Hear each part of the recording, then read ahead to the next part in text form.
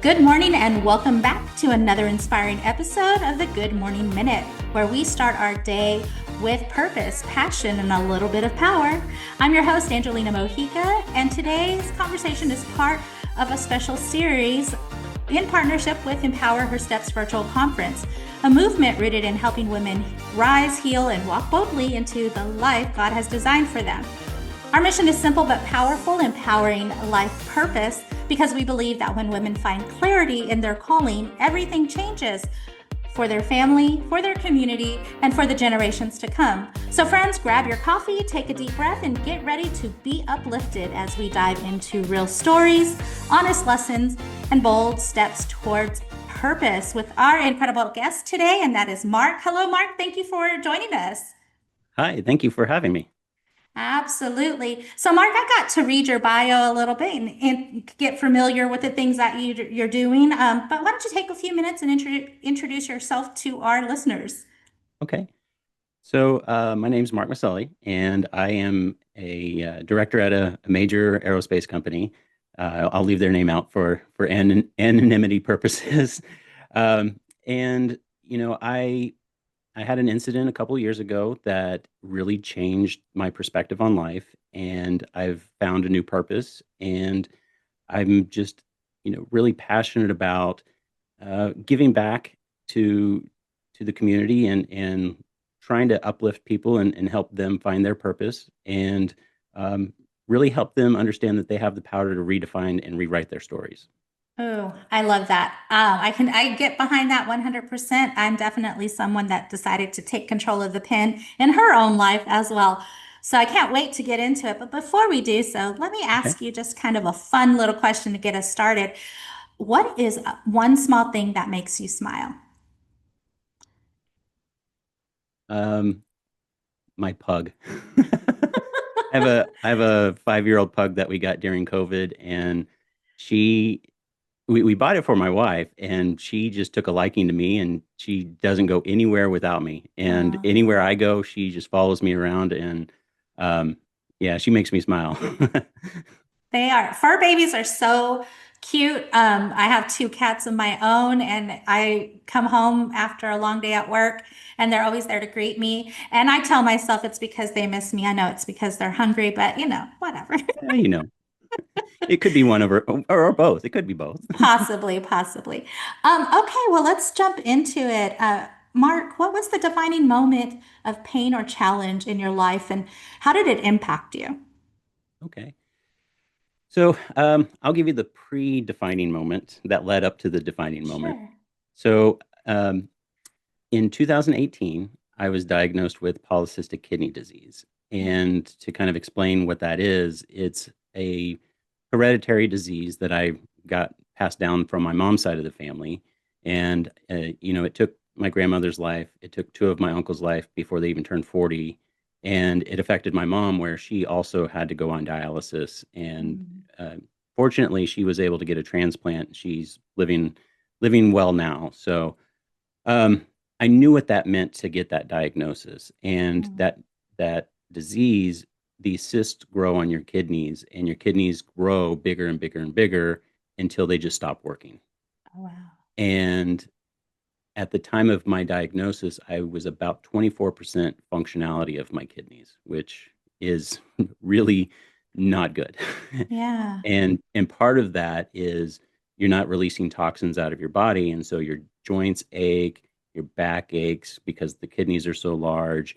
You have trouble sleeping at night, or at least this was my experience. Mhm. And you just walk around in kind of a fog because your brain is just clouded with all these toxins. And that that moment that I was diagnosed, it really shook me, and it made me take a look at my life and say, am I living the life that I wanted to live? Like, if I were the 8-year-old Mark looking at Mhm. who I wanted to be at 45, or however old I was at the time, is Mhm. this the person that I was wanting to be, or who I would look up to? And for most part, I would say yes, but Mhm. there were a lot of things that I passed on and didn't do because of, um, one reason or another. And I kind of let myself go. I got overweight because I got focused on work and I wasn't paying attention to the kids right. And I wasn't giving my wife the attention that she needed and all those Mhm. things. And so I said, all right, I can either continue down that path and let the disease take over and just let the chips fall where they may, or I can turn things around and rewrite my story. And part of that rewriting of my story, I said, I'm not going to let that happen to me. I'm not going to let this disease win. Mhm. And I changed my diet. I started exercising again. I started becoming more engaged with my family Mhm. and really started to turn my life around until it got to the point where it was, you are going to go on dialysis. And I said, I'm not doing that. I've seen what that does to my family. That's not an option for me. And I made a desperate plea on Facebook, of all Mhm. places, and said, if there's any friends or family that are willing to donate, I would be, forever grateful. Mhm. And it went micro viral because my wife Wow. shared it, then her friend shared it, and it just started spreading. And Mhm. within 1 month, I had 3 matches. The hospital called me and said, "You have 3 matches." Wow. And that was really humbling because I'm like, I don't even know who these 3 people are. Mm. And they do keep it, a secret until they find out who and everything. And even then, it's up to the donor whether they want to remain anonymous or not. Mhm. Well, I ended up getting a transplant, and that was my defining moment, right? As if everything else wasn't a real big Right. defining moment. But Yeah. I said, if I wake up from this surgery, I am going to change my life.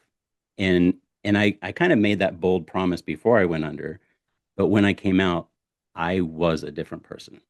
It was Mm. as if while I was under, someone came in and just said, "All right, we're going to swap the brain out too."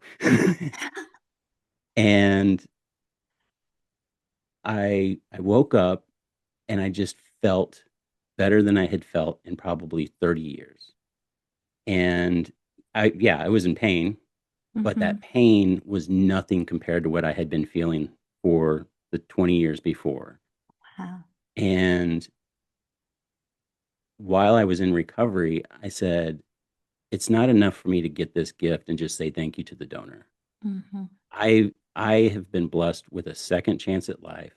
I've been blessed with this beautiful and amazing gift. I have to do something with it. I have to give it back. I have to pay it forward. I have to find my purpose. And Mhm. what I discovered in those 3 months while I was recovering was my purpose is to inspire others, to help them relate to something that can move them and shake them to their core and make them think I can do this and I can change. So I started an Instagram page. I wrote a book.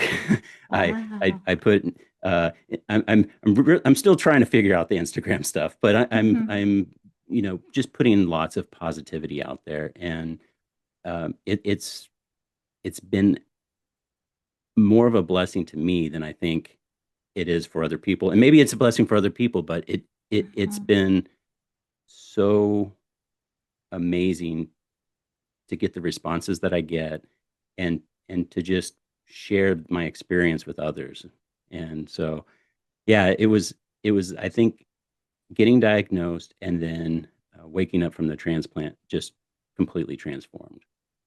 Wow. And so then I kind of wonder, because when you get matches like that and three of them and one of them is the one that donated. Did you ever find out who your donor was, by the way?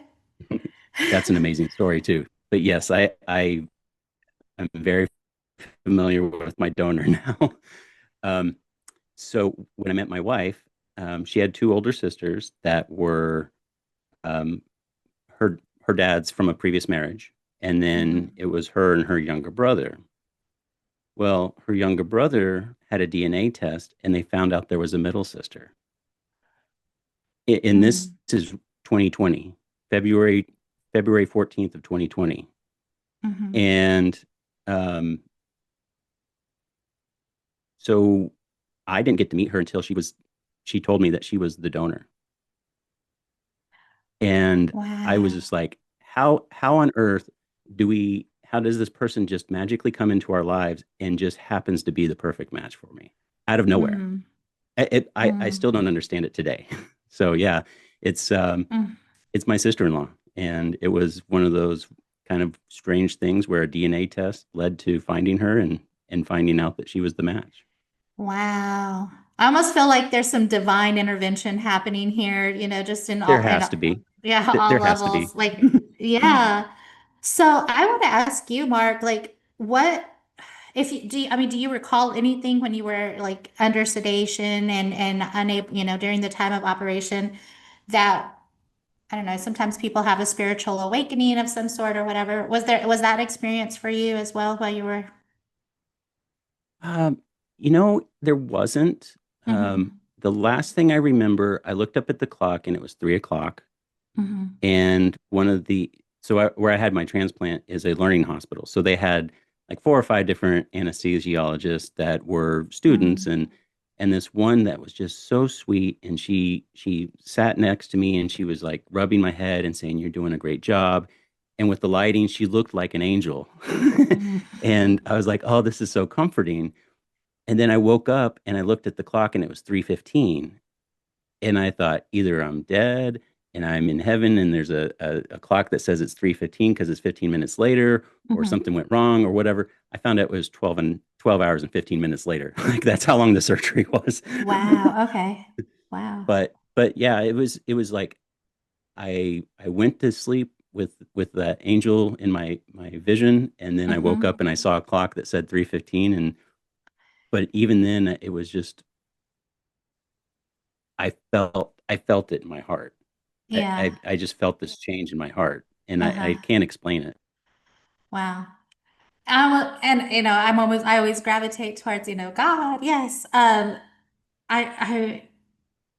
I'm trying to think of what to ask you next because I'm so intrigued by your story and just this miraculous thing that has happened to you. And you wake up, I mean, a changed man, not only a new kidney, but a completely changed mindset and just idea on life.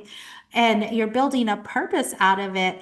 So, what was the healing process like for you? Like, because this is all, coming you're coming out of sedation, you're stepping into this new life that you've been gifted.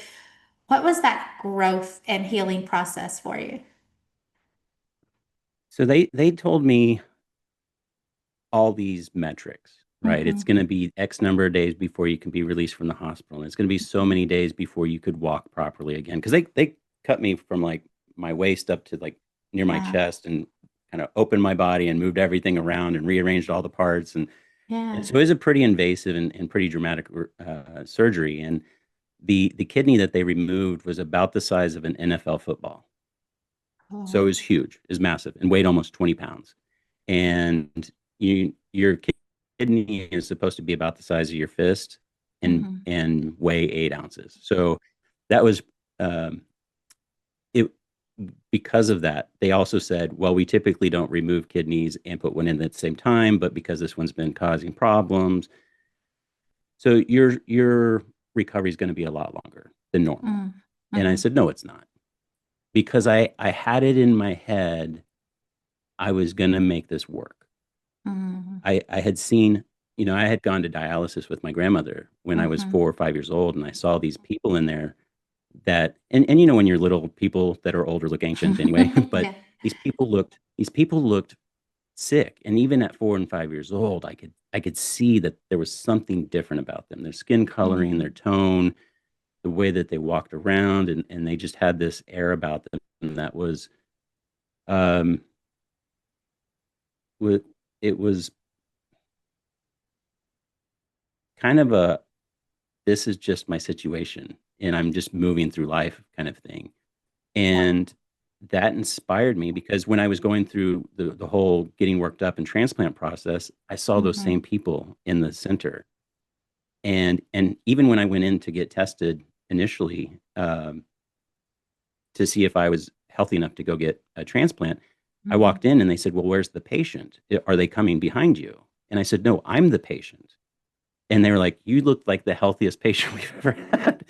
and Wow. and that's a blessing, right? Yeah. Yeah. And so when I woke up, I said, I am going to do everything I can to recover and make this recovery successful. And I owe it to, I feel the obligation to both my donor, Mm, people that are on the waiting list, people that never had the opportunity to get a transplant, to mhm, heal and make this thing stick and work. And so I went right to work. They told me 10 mm, days that I was going to be in the hospital. I was out in 4. They told me that, it was going to be this, and I did that. And in fact, I ended up running a marathon less than a year after my transplant, and I had never wow. even run a 5K before. And it was just to show that I have the mindset and um, drive and determination to Mm, overcome the mhm, obstacles that life throws at me, and to be mm, an inspiration to others. And so the healing process, yeah, it was hard, it was complicated. It wasn't my favorite thing in the world, but mhm, I knew it was serving a greater purpose. And mm, so I embraced it. And um, I think that's the thing with life is we can look at challenges as, oh man, I can't believe this is happening to me. Or mhm, you can say, no, I'm going to embrace it, and I'm going to use it to fuel my drive and determination to overcome this obstacle. mm, And that's one of the reasons why I chose the marathon. It's one of the reasons why I continue to do physical events like a Spartan event, where that it's a it's a complete metaphor for life, where you're going to go down the path and there's going to be obstacles and you just have to overcome them and keep going, yeah. because that's the only way you're going to finish the race. Yeah, for sure. And It I love this because I mean I'm just I feel so inspired. I got these chill bumps going up and down my arms right now just listening to your story. But I love that you mentioned mindset and you're talking about embracing this, this part of your life that you're just in rather than, avoiding it or trying to numb it because a lot of us have to understand what we're dealing with and kind of walk through it to truly grasp what it's teaching us or what we're learning from that situation so that it can change us in the sense of bringing out a better version of us and right, growing that purpose. It's really a good like defining moment. And so I like that you're touching in on the mindset because what I'm hearing in your story is I made a decision. And you probably made that decision back when you were 6 years old. You just didn't know it was going to apply to you later in life. But you're like right, watching these people just kind of accept that this is my life. This is what the doctors tell me are wrong with me. So I'm just going to do dialysis. And, this is just it. I'm going to exist until I don't. But I think that vision just kind of helped you said, you know what? If this happens, this is not going to be me. Um, right, wow, it's amazing. It's so amazing. So, how has your story helped shape who you are? I know I've heard like marathons and Spartan right. races and things like that. How has it shaped who you are today? Those days that I don't want to get up and train, Hmm. those days I don't want to work out, those days where people put a piece of cake in front of me at work because we're celebrating something, or any temptation, really. Hmm. I I struggle with it just like all of us do. Yeah. And I I've learned in those moments to pause and say, does this serve my purpose? Mm-hmm. And if it doesn't, then I probably shouldn't do it. And I'm not going to lie, I'll eat a piece of cake every once in a while, and I'll just say I have to go run an extra mile for it. But you know, because the biggest thing is you have to give yourself grace, and I think we tend to not give ourselves grace, and we don't give ourselves compassion. Mm-hmm. And I've said this so many times, where would you be friends with someone that talks to yourself the way that you do? And I think that's a powerful thing because we're so mean to ourselves. And I think, Yeah. um, you know, and I was one of them. I was so mean to myself for so long, and nothing I did was right. And I didn't feel worthy of success or love or Mm-hmm. the things that I had, and I would feel guilty about it. And why am I getting a kidney and someone's not? And things like that. And Mm-hmm. it's really changed my perspective. And the other perspective that's changed is life is really fragile, and we take it for granted a lot of the times. Mm. Yeah. And here I am getting this kidney, having taken life for granted for so long. It's like, no, not anymore. I'm going to wake up every morning with gratitude. I'm going to give thanks for the things that I have. Mm-hmm. I'm going to even be thankful for the things that I didn't like that happened to me, because they forged me into the person I am today. And maybe, maybe all the things that have happened in my life up to this point were part of the bigger purpose of making me stronger, making me Mm-hmm. resilient, making me more determined, and helping me really refine what my purpose really is, and Mm-hmm. what I'm doing here on earth. And I don't know that we as people tend to think about that. I don't think we tend to think about, hey, what's my purpose? What am I doing here? We just Mm-hmm. kind of graduate high school and then get a job, and then we just, next thing you know, it's 15 years later, we've got two kids and a house and a mortgage, Yeah. Yeah. or rent's due, and we're having trouble finding jobs. Like, there are so many different variables in life that just come at us, and we get Mm-hmm. stuck into the mode of trying to survive. Mm-hmm. And uh, I've now looked at life as, how can I thrive instead of just survive. Mm. And So, I think I mean, anybody out there listening, that is like some wisdom right there that you just dropped, Mark. How can I thrive, not just survive? Because you're so right. I had a coach tell me one time, there's the majority of us are just humans that are doing rather than humans being, because we are human beings, you know. right, And so I'm just like, I mean, that you're right. It's true. We step into a life that's already kind of pre-designed for us, in the sense of, kind of just following and modeling after our parents, and they did the same after their parents and whatnot. But to truly be able to step outside of that paradigm and go, wait a minute, I could do something totally different. And right. it often takes a rock bottom, unfortunately. I know it did for me, before I said, you know what, enough's enough. Like, I've saw my mom go through this. I'm going through this. I don't want my children to go through this. Um, before we make those changes, and before we decide, you know what, I'm going to step out of survival and I'm going to start thriving, and I'm going to start making things different for myself. It's beautiful. It's beautiful, and it's very wise. Um, so, Mark, what would you do if somebody's out there listening and they're in that state of, what do I do next? I'm in Mhm. this in between, so to speak. What kind of advice would you give them? Well, first of all, don't give up hope. Mhm. Um, there's always the opportunity to redefine your situation. And I think the hardest part is taking that first step. We know this is what we need to do. And we know that, oh, well, I don't like this job, so I should quit. Or I know that I need to diet, or I know I need to exercise. But knowing it's one thing, but taking action is completely different. And actually taking that first step is so hard. But the thing is, once you take that first step, the second step's easier. And then you take that third step. And now you've got momentum. And once you have momentum, it's hard to stop something. Newton's first law, right, is any object in motion will stay in motion until something acts upon it. And I think if you build up enough momentum, those forces that act upon it need to get stronger and better than you, right?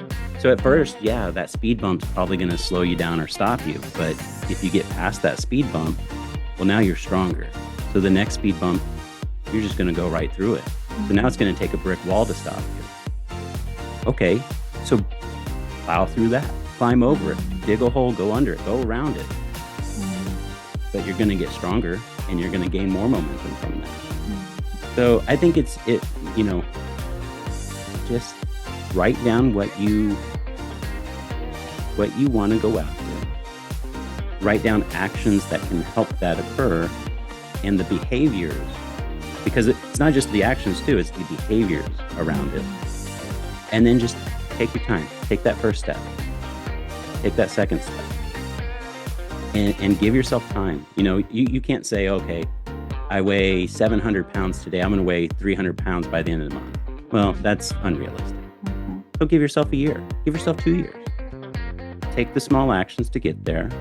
Start changing your diet, start walking, and you'll gain momentum. And before you know it, you'll have transformed.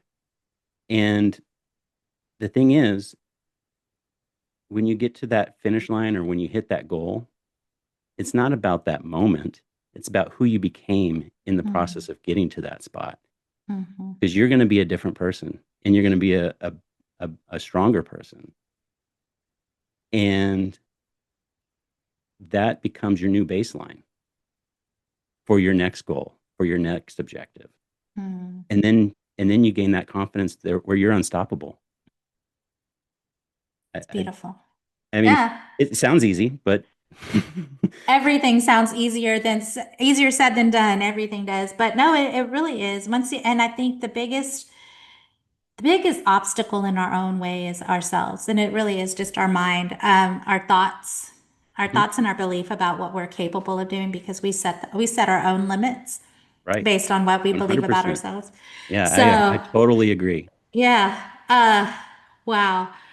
And so let me ask you, Mark, because I mean, I see who you are and you probably have some things that are coming up. So what does living with purpose look like for you now?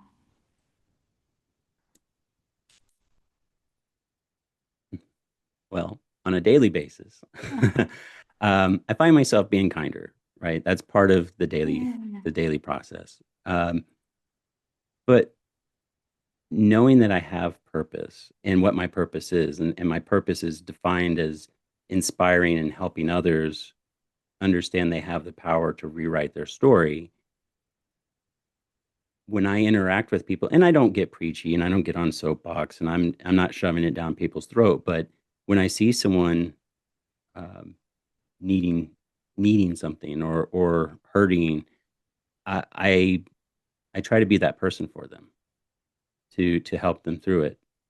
But it's also, getting that message out, and whether it's Instagram or Facebook or my book that I've just finished writing, Mhm. it's how do I spread this message out as much as I can? And it's coming on podcasts like this, and speaking engagements, Mhm. and just finding different ways to if I could get on the mountains, I live in California. We have beautiful mountains here in Southern California. And if I could Mhm. get on the mountaintop and scream loud enough for all of Los Angeles to hear me, I would.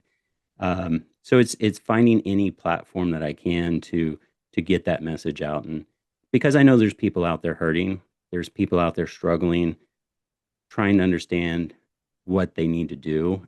And you're right, it starts with what's between your ears. And Mhm. um, we do put limits on ourselves, and um, yeah, I think it's just trying to live every day with passion. Yeah. Mm. Yeah. I lived too many days where I just woke up and was like, can I get to tomorrow? Can I just survive today? Can I just lay Mm. in bed until tomorrow happens? And that's not the life that I enjoyed. It was not cool. Mm. And as I listen to your story, the scripture in Matthew 17:20, and I don't know if you know this one, but he replied, because you have so little faith, truly I tell you, if you have faith as small as a mustard seed, you can say to this mountain, move from here to there, and it will move. Nothing will be impossible for you. That's what I hear in your story, is that inspiration. Because I mean, it took you telling yourself, we're going to do this and we're going to be okay and we're going to get through it.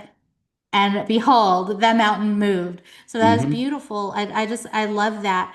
Let me ask you a question of legacy and impact. If today were your last day, what would you want to be remembered for? Wow. You might get me choked up here. I was a good dad. Mm, I think that's probably been my most important thing. Not probably, that is the most important thing that I've ever done in my life. mm. And I have two teenage boys, and one just graduated high school, and the other one's going to be a Oh, senior. yeah. And I see the men that they're becoming, and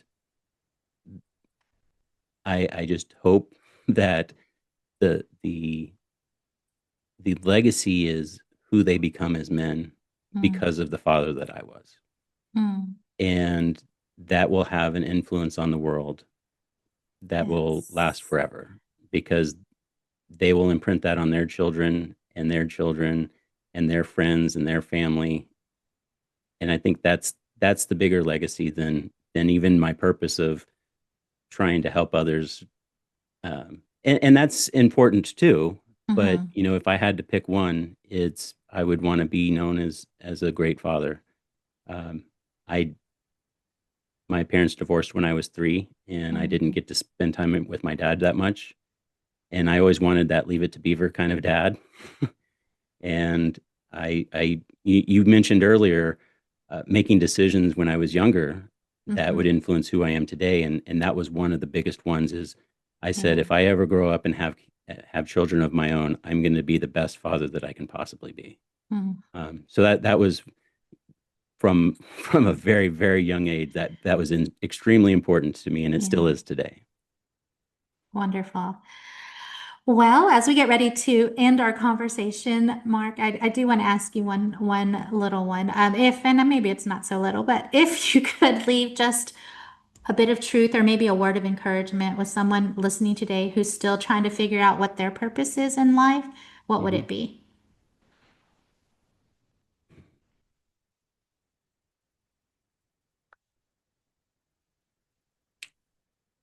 I kind of touched on it, but it's give yourself compassion. Mm-hmm. Learn to love yourself and be kind to yourself.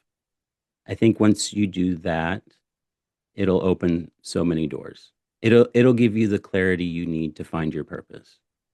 Mm. And that's so powerful because we are our worst critics. Right. We're the first person to tell ourselves like, no, you can't, or you're no good, or whatever that word is that you're filling your cup up with. But you touch on such a wise, encouraging word when you say self-compassion, because if you can do that for yourself, imagine what you can do for another person. So Right. I very, very Yeah, and I good. and I believe that if you love yourself, Mhm. then it makes it so much easier for other people to love you too. Mm. And who knows what can happen when we start loving each other, right? When Yeah. when we spread love throughout the world. I mean, you talk about Matthew. That was Jesus's whole. If you could boil it down to one thing, it's Hmm. love, right? Hmm. Hmm. Absolutely.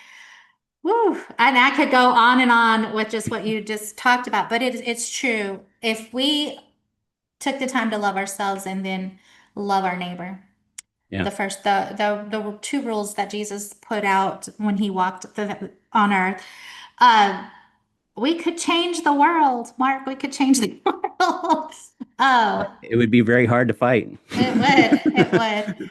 Well, Mark, if someone's out there listening to our conversation and they wanted to get in contact with you, how could they do so? So my Instagram is at Mark Maselli. That's Mhm. MarkMaselli, all one word. Or you can visit my website. It's masellimindset.com. MaselliMindset.com. I think I spelled that right. um, yeah, those are my two. It's my website, and I have a weekly blog where I post um, positive, uplifting things, and how you can overcome your goals and or achieve your goals and overcome your obstacles. And My Instagram also has a lot of inspirational things on it as well. You can DM me, and I will be more than happy to reach out to people and have conversations with them for sure. Wonderful. And if you didn't catch that information, that's okay, because it'll be posted next to the content on the social media pages for Good Morning Minute, so you can always locate it there as well. Well, Mark, I just want to say thank you so much for sharing your heart, your story, and your light with us today. It's conversations like this that remind us that purpose isn't about perfection. It's about showing up and growing through the things we go through, and that every step matters. Here at the Good Morning Minute and through the Empower Her Steps movement, we believe every woman has a calling worth discovering and a voice worth using. So wherever you are today, friend, remember your purpose is powerful and you're not walking alone. So until next time, keep rising, keep trusting, and keep walking boldly into the life that God has called you to do. I'm Angelina Mojica, your life coach, sending you much love, much peace, many blessings.